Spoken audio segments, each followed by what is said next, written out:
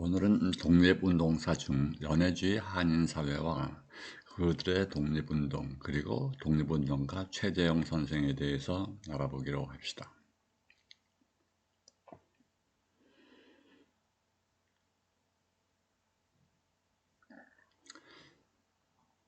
19세기 중반까지 연해주는 청나라 땅이었습니다. 그러나 1860년에 청나라가 제2차 아편전쟁에서 영국, 프랑스에 패배하면서 이 전쟁을 중재하였던 러시아가 청나라와 베이징 조약을 체결하여 이 연해주를 넘겨받게 됩니다. 이 당시 연해주는 그야말로 무인지경의 땅이었습니다. 그 아무도 살지 않는 땅을 넘겨받은 러시아는 이 개발을 위해 조선 사람을 끌어들입니다. 당시 함경도에서는 기근으로 먹고 살기 힘들었던 시기에 러시아는 조선 사람들에게 땅을 주면서까지 조선 사람들을 끌어들이자 많은 사람들이 두만강을 건너 연해주로 이주하였습니다. 이때 최초로 1863년 함경도 경흥에 살던 13가구가 러시아로 이주하여 연해주 최초의 한인 마을인 지신호 마을에 정착하자 순식간에 500여 가구로 늘어나며 분배받은 땅을 개척해 부를 축적하였습니다. 이것을 구한천이라고 지칭을 합니다. 이즈음 1905년 을사늑약이 이곳에까지 전해지자 한인들은 독립운동에 눈을 뜨게 되며 대동공보와 해조신문을 발간하며 국내 소식을 전하게 됩니다. 그러나 1910년 경술국치 이후 러시아는 이곳 한인들을 전염병 창궐을 이유로 새로운 거주지인 신안촌으로 강제 이주를 시킵니다. 따라서 이곳 신안촌이 새롭게 번성하면서 자연스레 독립운동의 중심지가 된 것입니다. 지금도 이곳에는 연해주 신안촌 기념비가 있는데 이 비석은 글자 한자 없는 석비 3개를 세워놓았습니다. 나라를 잃었는데 무슨 할 말이 있으랴마는. 이주 초기에는 러시아는 조선인 우대 정책을 시행하였으나 점차 일본의 압박을 받게 되자 한인을 배척하기 시작하면서 한인들의 삶은 점차 어려워져 가게 됩니다. 1910년 경술국치로 나라가 망하게 되자 1911년 이곳 신안촌에서는 독립운동이 활발히 전개되기 시작하면서 한인 독립단체로 건호회를 조직하고 초대 회장의 최재형, 부회장의 홍범도가 취임하면서 건업신문을 발간하며 독립운동을 이끌어갑니다. 또한 헤이그 특사 중 한 분이었던 이상설 선생이 오게 되면서 일본의 죄를 성토한다는 의미의 성명회를 조직합니다. 그리고는 최초의 독립선언서를 발표합니다. 당시 이곳의 한인이 5만 정도 되었는데 그중 8,624명이 서명하여 이를 각국 정부에 보내 일제를 성토하였으며 1914년 최초의 망명정부를 창설합니다. 이는 상해 임시정부가 창설된 1919년보다 5년이나 빠른 망명정부입니다.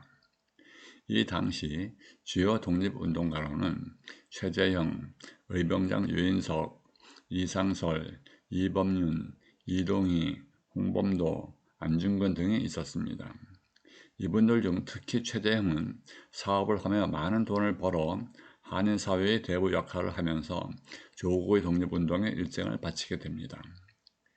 이 당시의 독립운동은 크게 3계통으로 분류할 수 있는데 하나는 연해주 한인사회에서 간도관리사이었던 이범윤을 중심으로 조직되어 함경도 일대의 포수를 기업하여 최재형의 도움으로 충의대라는 독립군을 조직하고 함경도 일대에서 일제와 유격전을 벌입니다.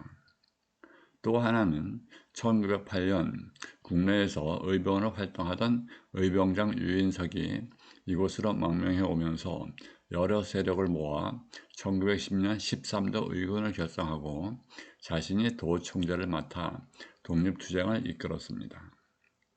또 다른 하나는 홍범도입니다. 그는 함경도 북청 삼수 갑산 등지에서 일제와 유격전을 벌이며 투쟁하다 1908년 12월 연해주로 건너와 최재형의 도움으로 250여 명의 독립군을 이끌고 독립투쟁을 하였습니다. 안중근 의사 역시 최재형의 지원을 받아 하얼빈에서 이토 히로부미를 사살할 수 있었습니다. 결국 이분들은 모두 최재형의 경제적 지원을 받아 독립투쟁을 하였으니 최재형이야말로 연해주 독립운동의 대부라 할 수 있습니다. 우리는 이분 최재형 선생에 대하여 자세히 알아봅시다. 이분의 일생이 곧 연해주 한인사회의 발전 과정이며 또한 독립운동의 역사라 할 수 있을 정도입니다. 참으로 훌륭한 분이 아닐 수 없습니다. 최재형 선생은 연해주에서 엄청난 돈을 벌어 그 많은 돈을 모두 한인사회의 발전과 독립운동에 쏟아부으신 분입니다. 선생은 1860년 함경북도 경원에서 노비의 아들로 태어나 굶기를 밥 먹듯 하였으며 9살 때 아버지에 이끌려 러시아 지신호로 갔습니다. 11살 때 포시에트 항구 바닷가에서 너무 기진하여 정신을 잃고 쓰러진 것을 나이 많고 선량한 러시아 선장 부부가 발견하여 이 아이를 자식처럼 보살펴주면서 이 선장 부부와 함께 배를 타고 6년간 세계를 돌면서 무역에 눈을 뜨게 되었고 또한 러시아어를 유창하게 할 수 있게 되었으며 풍부한 학식을 익혀 지식인으로 성장하였습니다.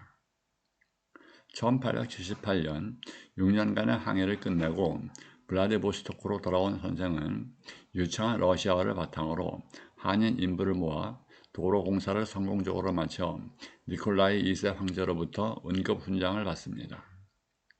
이 일을 바탕으로 군 납품업을 시작하여 연간 수입이 10만 불 이상에 달하였으며 막대한 부를 쌓기 시작합니다.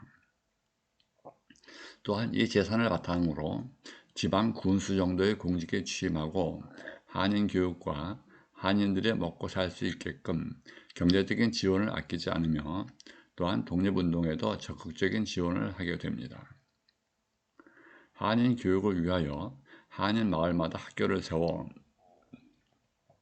32개나 되는 학교를 설립하였으며 또한 한인 농가에게는 소, 닭, 돼지 등을 키우게 하고 바닷가에 사는 한인에게는 물고기를 잡도록 하여 이를 전량수매 식품 가공하여 군 부대에 납품함으로써